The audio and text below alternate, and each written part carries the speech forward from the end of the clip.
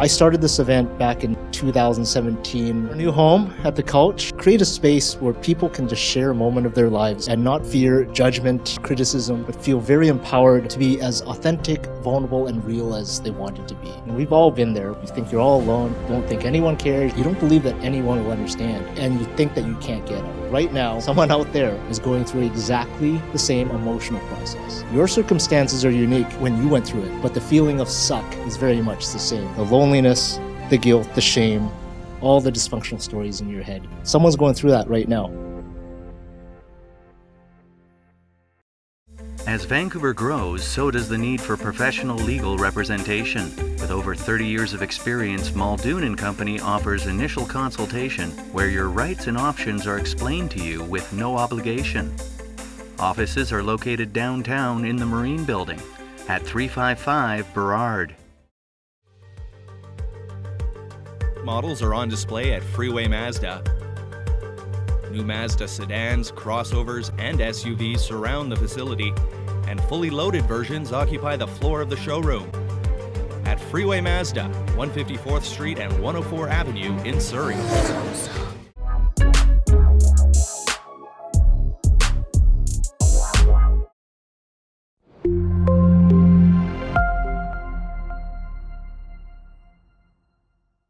The stories that you are going to hear are personal in nature and can encroach on topics of abuse, addiction, and a whole bunch of dark topics I choose not to think of right now. But if it does trigger you and you feel uncomfortable and you need to leave, the exit is down the stairs to your left and the lounge is outside. And when you feel better and you want to come back in, you can feel free to be seated anytime I'm speaking. Interrupt me all you want. But if there is a speaker on the mic, if you can just please wait in the little foyer area until they are done speaking and I'm back on the mic. You know, and you hear this all the time, but for real, I would not go backwards. There's more in my life now. There's more love. There's more connection. There's more, all of it in my life now than there ever was before. And it would not have been possible had I not said, I'm going to have the courage to be vulnerable here.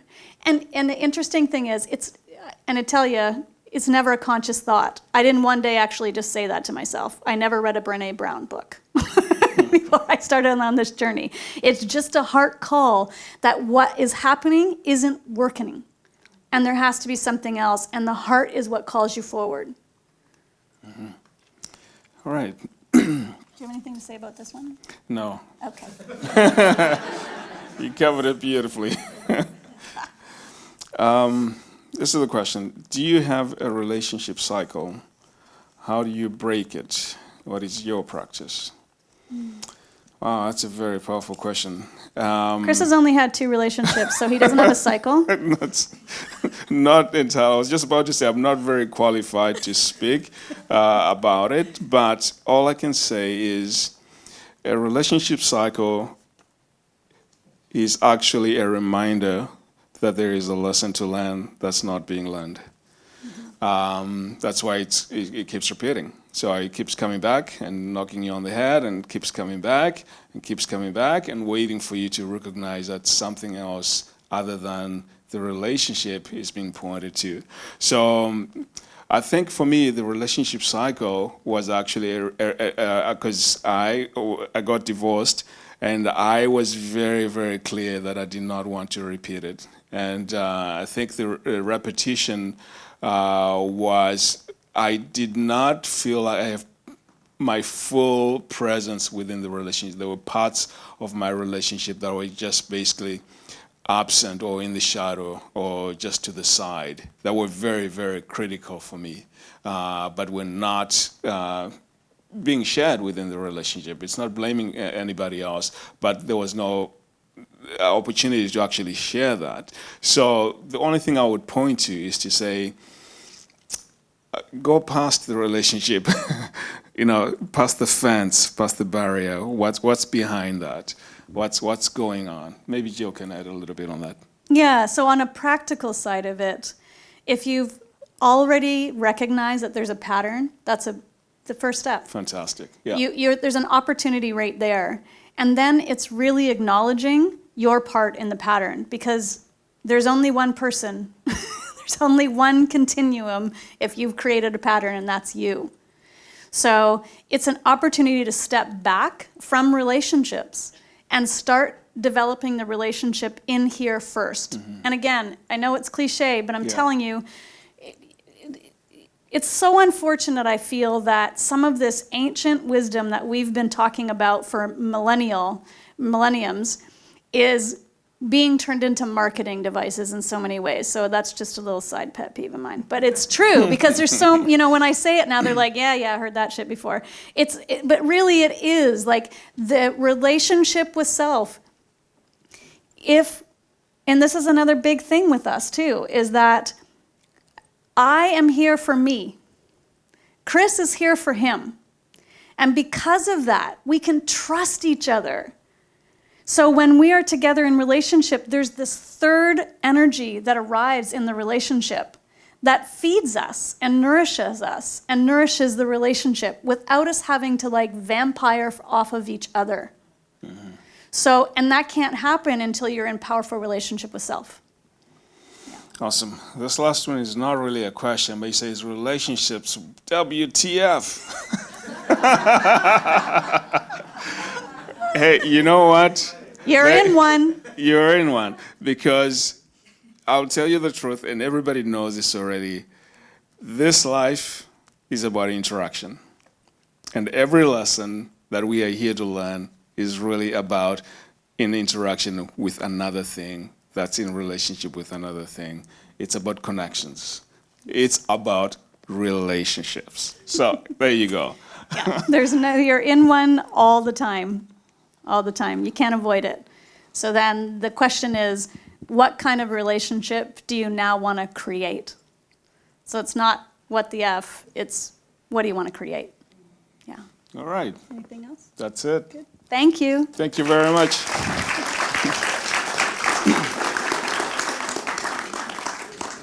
Thank you.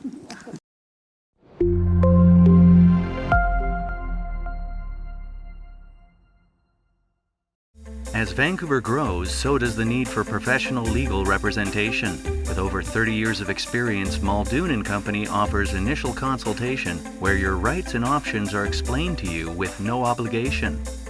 Offices are located downtown in the Marine Building at 355 Burrard.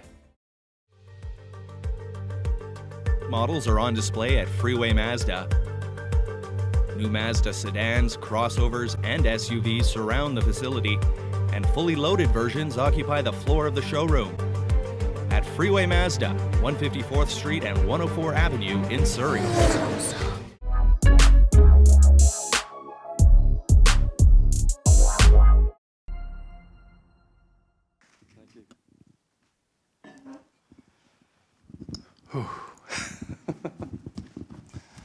So a bit of preface before I actually go into my real story, or my story. Through a connection I had made at the Women's FIFA World Cup in Vancouver, as a volunteer in 2015, I had met someone who got me into the TED conferences. And in 2016, I met this speaker, Wanda Diaz-Merced. And she was an astronomer, a physicist, and a mathematician. And her job, her talk was, how do you look for stars? How do you find stars? It was a pretty interesting article, or topic. I never had a chance to actually watch it at TED, but I actually had the opportunity to chaperone her around. And so I asked her a little bit more about what she did. And she said, well, I look for stars, but I look for it in a different way. I said, what do you mean by that? And she said, most astronomers, they look for stars by taking the data off the electromagnetic spectrum and converting into a visual image. However, she did it in a different way. I said, oh, what do you mean? She goes, well, I convert into sound.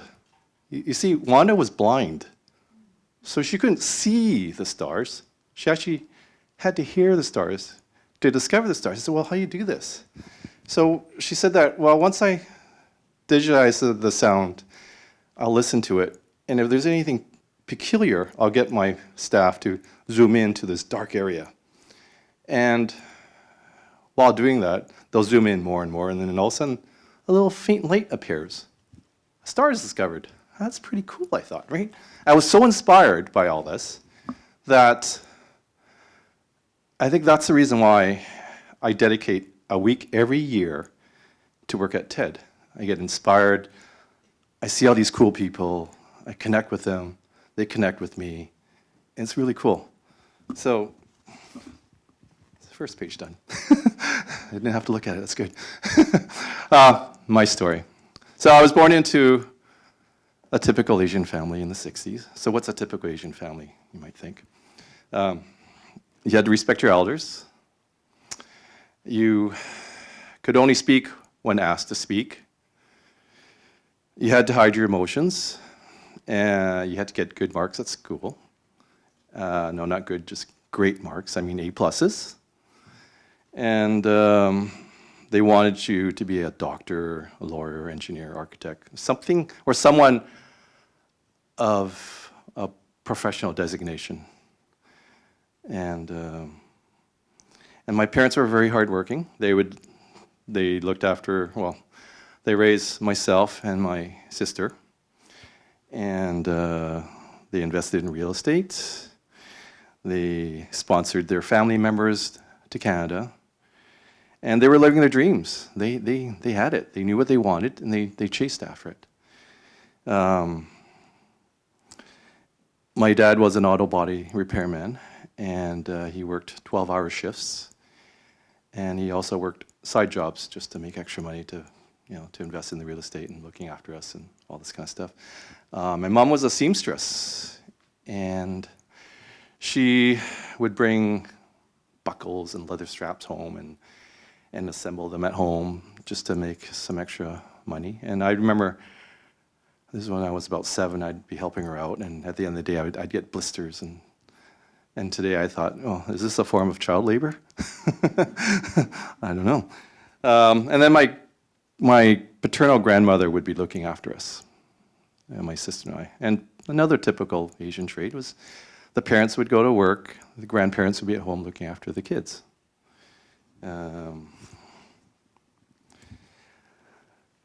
So while growing up, I didn't have many friends. I remember in elementary school, I had one best friend. And we would always talk about our dreams, and talk about our, what kind of jobs do we want to get, talk about the toys that we'd be buying, and talk about the cars, the toys, all that kind of stuff. And for fun, we'd always be wrestling, because I think at that time there was that one channel with the older guy and talking about wrestling, and we kind of fell in love with that. And my dream job at that time was to do something mechanical or technical. And I remember taking things apart and then trying to put things back together. And I emphasize the word try. And I'd always have missing or extra parts on the table, and I had no idea where they would go. So high school, I had 2 good friends. Weekend was all about playing on. They would come over and they'd play on my computer, my Apple II Plus computer. I was really popular with that. Weekdays was a totally different story. I had to bring homework home. I had to do about 2 to 3 hours of homework every day. Math, science, or English. I didn't like English because it was very subjective. There was no right or wrong answer, whereas with math and science, it's either right or wrong. And if I didn't have homework, my parents would always think that I was slacking off. But the teacher never assigned homework for that day. But they said, well, you got to keep working harder. You got to be the best, right? You got to beat everyone else up in terms of intelligence. And when I would get homework, the teacher assigned just the odd questions. I would do the odd and even questions, just to be the best. So I'm pretty sure you've heard of the stories where an Asian kid comes home with with 6 A's and a B, and your parents would get upset on the B. It's true, actually. It's happened to me. I lived it. So I'd come home, and I thought, my parents are going to be happy. Like, I worked hard. I got 6 A's, right? Like, that's something to celebrate about. So I showed them my report card. They look at it, and all they said was, "What's this B here?" Right? I said, "Well, like, I'm trying my best." And he goes, "Well, you're not trying hard enough. You need to do more homework." I said, "Okay." And they were about to ground me for that because I didn't get all A's, all straight A's. And I was thinking, like, is it worth my time studying for all this? I'm doing my best, studying hard, and I get what I thought was great marks, but to them it wasn't good enough. They want you to become better. So they said, you need to do more homework. You need to work harder, right? And you need to be the best. You need to study harder, right? Funny thing was, or interesting thing was, my sister didn't get good grades, and they didn't make anything of it. They didn't think that was important for her to get good grades. So it was more of a male thing, I think. So that preface I talked about with Wanda, can I get everyone to close their eyes? Okay. So come to me, or come to the beginning of 1983, when I was 17. And if you weren't 17 at that time, just pretend you're 17. So my dad asked me, so what are your plans for, after high school graduation? And I said to him, well, I'm going to go to BCIT. I want to become an electronics, I want to apply for the electronics technology program. It's a 2-year program, and I want to become an electronics technologist. And I want to work for a high-tech company where I get to design, build, and manufacture cool electronic stuff. It's my dream. And half my courses in high school were already in electronics and computers, so it was a good fit. And my dad started poking at me. He goes, no, you're not. You're going to UBC. And I said, well, why? I was kind of confused. And he said, because all your cousins went there. He goes, besides, I'm paying for your first-year education, so you don't have a choice. You can open your eyes now. And I hope you kind of felt or saw what was happening as I went through that. My dreams were shattered. And Wanda had told me that if you lose a disability, your other senses will work harder to create a more profound effect. So try closing your eyes next time when you're eating something. You'll notice that the flavors are much more richer. So I got accepted in UBC, first year science. I did very well. I guess doing lots of homework in high school paid off. Summer break, and I got my first real job as a computer technician, repairing computers and also selling computers. This was back in the 80s, so computers were just starting to become popular. And I did pretty good at it. More importantly, I had made enough money to pay for next year's schooling. My dad didn't have to pay for it, so I felt like I was in control. And then I got accepted into engineering. School starts, and it seemed like I had lost a few of my brain cells, because some of the courses I was taking, I wasn't doing so hot. I thought, this isn't me. And no, I wasn't doing drugs in the summer. But something was going on. I didn't know what it was. And I felt like I wanted to drop out. Because I've always had good grades. And I think I was afraid of failing. So I remember one tutorial session, the teaching assistant was sick, and so the professor took a spot. One question, it was in thermodynamics, one question in 1 hour. So he's solving the problem. At the end of the hour, he says, "Oops, sorry guys, I did it wrong." I'm thinking, hold on, you're a professor, you should know this stuff inside out. And you got it wrong. Because like, I paid for this. I paid good money to attend school, and I'm getting ripped off here, right? So the next day I went to the Dean of Engineering. I said, here, I told him what had transpired. And he goes, yeah, a lot of the good professors have left UBC and they've gone to California where they're making more money. You know, Silicon Valley is going up, and you know, a lot more engineers want to be trained. And so he gave me two options: continue or drop out. I dropped out, and to me that I thought was great because this is the way out, right? And I got my tuition fully refunded, right? I thought, this is good. However, there's a bigger problem. What was I going to tell my dad? Right? That was a major problem.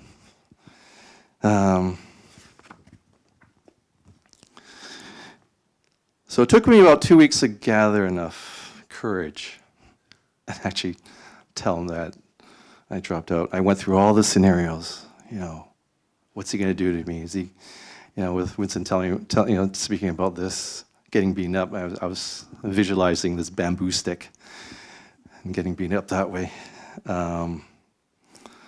But when I told him, he just flipped. And he told me, what am I going to tell my brothers? It wasn't about me. It was all about him. You know, he didn't want a son that was a loser, someone that was a failure, right? And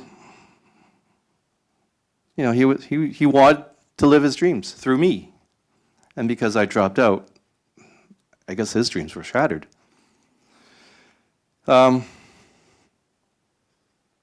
And during this time, I was thinking, like, what should I do? Should I drop? Should I run away? Should I move out?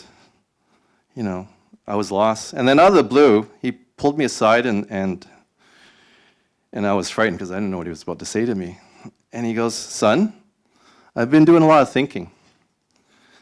I respect what you did." And he said, "It's your life. I want you to be happy." I said, whoa, that was cool, right? So I registered for BCIT. And I waited to get in. And during that time, I did a lot of self-reflection, a lot of personal development. And then when I got into UBC or BCIT, I graduated top honors and got my job designing products, building products. It was like I was living in my dreams. This is cool, right? So then, you know, you get your job. What did your parents want you to do? They want you to get married, of course, right? So that's when my two best friends in high school introduced me to this female. We all went camping, and I started getting feelings for this girl. We went out for dates, and then my dad found out. She found out she was white. And he basically said, you know, either you break up with her or you got to move out. It was his way of saying, you break up with her or we're disowning you.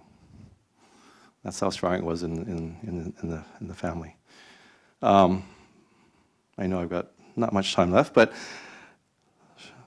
what transpired was we kind of secretly dated. And a good old friend of a friend of a friend had told him that we were still dating. And but he had a change of heart, and he said that phrase again. He goes, "It's your life. I want you to be happy." And I guess his friend had told him that, get rid of this Asian culture thing. Like, you're in Canada now. Start living like a Canadian. And I guess he did. So we got married. We've got 4 kids, right? And I remember when my daughter was born, he had held, that was my first child, he had held her for like 2 hours straight. Longer than what my wife was able to hold her when she spoke. Like, my wife's I was the one who was pregnant. I gave birth. Like, why is he holding him for that? Like, I said, no, it's okay. It's good. It's a nice bonding experience. Things will be good. And ever since then, I think he doesn't have that Asian influence now. There's no Asian stereotypes or anything. And everything's been great. And so 4 years ago, I went, it was our 50th birthday, my wife and I, and we went to Hawaii. Hawaii 5-0, get it? Yesterday was my 54th birthday. Thank you. But we also invited our parents to Hawaii for their 50th anniversary. And I remember going to the gym. I'm not sure if the picture's up. There's my dad and I. And one of the traits we have in our family was you hide your emotions. And I remember working out, and I said, "Dad, I love you." Now, the music was playing loud, so I don't know if you heard me, but it doesn't matter because I said it. I let it out. To me, it was great. And I saw he just looked at me and smiled. I thought, wow. And yeah, thank you.